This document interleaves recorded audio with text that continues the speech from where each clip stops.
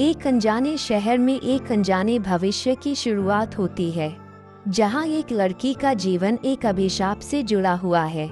उसका नाम है रिया और उसकी जिंदगी में एक अजीब सी शक्ति छुपी हुई है।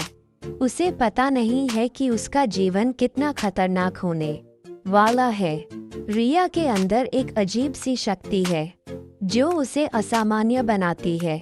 वह अपने हाथों से एक अनोखी ऊर्जा को महसूस कर सकती है जो उसे आकर्षित करती है और उसे डराती है।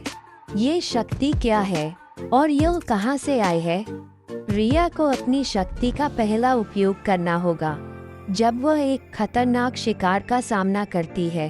एक राक्षस जो शहर को तबाह कर रहा है और रिया को उसे रोकना होगा। क्या वह इस चुनौती का सामना कर पाएगी? रिया को एक नए लोक में ले जाया जाता है जहां राक्षस और इंसान सहयोग करते हैं। यह एक भूमिगत दुनिया है जहां नियम और कानून अलग हैं। रिया को यहाँ के नियमों को सीखना होगा और अपनी जगह बनानी होगी।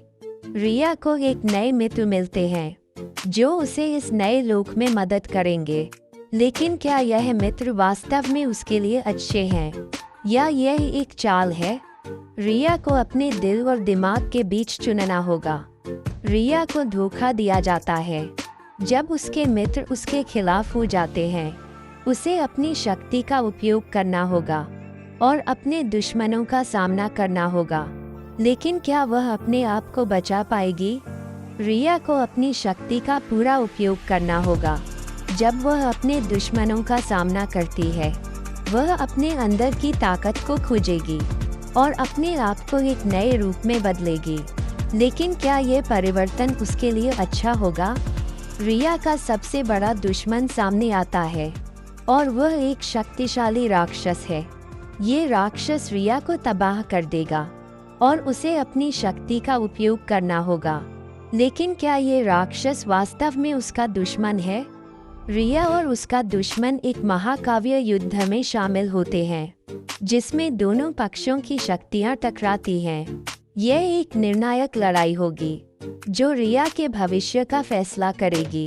क्या वह जीत पाएगी? रिया को अपनी जान देनी होगी ताकि वह अपने दुश्मन को हरा सके। यह एक बलिदान होगा जो उसके भविष्य को सुनिश्चित करेगा। लेकिन क्या ये बलिदान व्यर्थ होगा?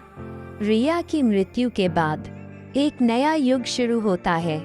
यह एक युग होगा जिसमें रिया की शक्ति और उसके बलिदान को याद किया जाएगा। लेकिन क्या ये युग शांति और समृद्धि का होगा?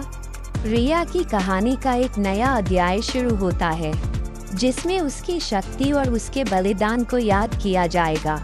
यह एक अध्याय होगा जो रिया के विरासत को आगे बढ़ाएगा। लेकिन क्या यह अध्याय रिया की असली कहानी को बताएगा? रिया की असली कहानी का पता चलता है जब एक नए नायक का उदय होता है। यह नायक रिया की शक्ति और उसके बलिदान को आगे बढ़ाएगा। लेकिन क्या ये नायक रिया की विरासत को आगे बढ़ा पाएगा? रिया की विरासत को आगे बढ़ाने के लिए नए नायक को कई चुनौतियों का सामना करना होगा। ये चुनौतियां रिया की शक्ति और उसके बलिदान को परखेंगी। लेकिन क्या यह नायक इन चुनौतियों का सामना कर पाएगा? रिया की कहानी का अंतिम अध्याय समाप्त होता है जब नए नायक रिया की विरासत को आगे बढ़ाते हैं।